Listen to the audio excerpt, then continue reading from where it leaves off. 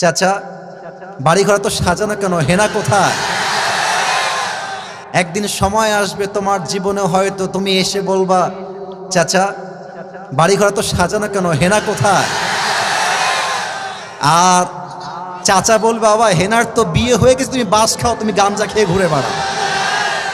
এটা আমি তোমাদেরকে মন প্রাণ থেকে বলছি, যুবক ভাইরা অলওয়েজ মাথায় রাখবা, পুরুষ মানুষ যতদিন টাকা কামাই করতে পারে সবার কাছে প্রিয় থাকে, আর যেই দিন থেকে টাকা কামাই বন্ধ হয়ে যায় আপন মানুষগুলো সব পর হয়ে যায়। টাকা কামাই করো হালাল ভাবে, অনেক বেশি ব্যবসা করো, চাকরি করো, উদ্যোগ নাও, প্রতিষ্ঠিত হও জীবনে। যদি মায়ের কাছে সেরা সন্তান হতে চাও, যদি বাবার কাছে সেরা সন্তান হতে চাও, যদি তুমি তোমার স্ত্রীর কাছে সেরা স্বামী হতে চাও, যদি তুমি তোমার সন্তানের কাছে সবচেয়ে প্রিয় বাবা হতে চাও, তুমি যদি বোনের কাছে সবচেয়ে প্রিয় ভাই হতে চাও, টাকা কামাই করা ছাড়া কোনো গতি নাই যুবক ভাইরা। বলো বলো বলো। जब जेब में पैसा होता है तो पराये भी अपने हो जाते हैं, और जब जेब में पैसा नहीं होता तो अपने भी पराये हो जाते हैं। পকেট ভর্তি টাকা থাকলে ভালোবাসার মানুষের কোনো অভাব হয় না বাংলাদেশে, আর পকেট খালি হয়ে গেলে ঘরের আপন বউটাও পর হয়ে যায়। এজন্য আমি মাঝে মাঝে বলি, जब जेब में हो पैसे तो लोग पूछते हैं तुम हो कैसे, और जब तुम हो जाओगे कंगाल कोई पूछने नहीं आएगा तुम्हारा हाल।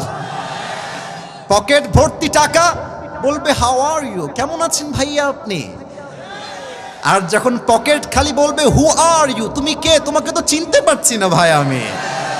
এই পুরো দেশটাই হচ্ছে টাকার খেলা।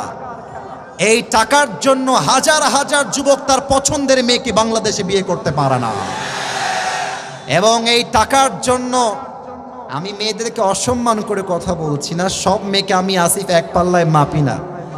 অনেক মেয়ে টাকা দেখলে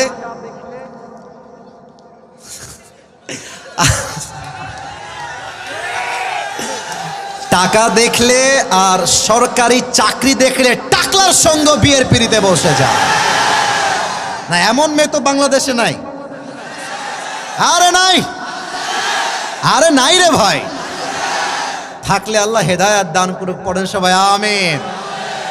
এজন্য আমি বলি, পকেট শূন্য থাকা অবস্থায় যে আমাকে হালাল ভাবে বিয়ে করতে চাইবে সেই তো আমার ভালোবাসা পাওয়ার যোগ্যতা রাখে, আর যে আমাকে প্রতিষ্ঠিত হওয়ার পরে চাইবে, বুঝতে হবে সে আমাকে ভালোবাসে নাই, সে আমার অবস্থানকে ভালোবেসেছে। আল্লাহ যুবক ভাইদেরকে হালাল ভাবে বেশি বেশি ইনকাম করার তৌফিক দান করুক, পড়েন সবাই আমিন।